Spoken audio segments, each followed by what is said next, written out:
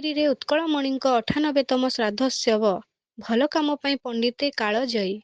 ନୀଳଗିରିରେ ଉତ୍କଳମଣି ପଣ୍ଡିତ ଗୋପବନ୍ଧୁ ଦାସଙ୍କ 98ତମ ଶ୍ରାଦ୍ଧୋତ୍ସବ ପାଳନ କରାଯାଇଛି।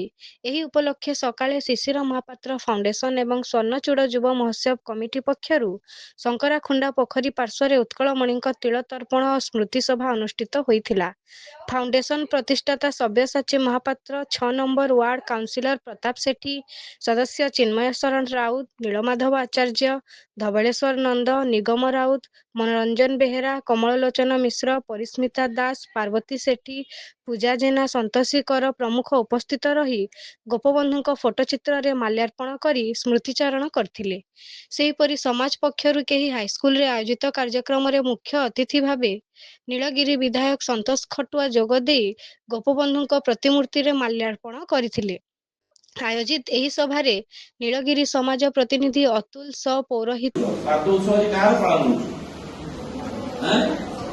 ଗୋପବନ୍ଧୁ କିଏ?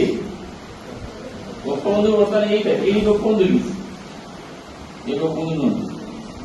ତୁମେ ସବୁ କିଏ? ମଣିଷ। ଆଚ୍ଛା, ମତେ କୁହ, ମୁଁ ହାତ ନା ମୋର ହାତ? ମୋର ହାତ। ମୁଁ ମୁଣ୍ଡ ନା ମୋର ମୁଣ୍ଡ? ମୁଁ ଗୋଡ଼ ନା ମୋର ଗୋଡ଼? ତାହେଲେ ମୁଁ କିଏ? ମୁଁ ମଣିଷ। এইগুলা ସବୁ କଣ? এইটা হচ্ছে ভগবানଙ୍କ ସୃଷ୍ଟିରେ ଯଦି ଇଂରେଜୀରେ କହିବା ବଡି ଆଣ୍ଡ ସୋଲ୍, ଯଦି ଓଡ଼ିଆ କହିବା ଆମ ଶରୀର ଆତ୍ମା, ଯଦି ସଂସ୍କୃତ କହିବା ପିଣ୍ଡ ଆଉ ପ୍ରାଣ ହେଲା। ତାହେଲେ ଆମ ଭିତରେ କଣ ଅଛି? ପିଣ୍ଡ ଆଉ ପ୍ରାଣ।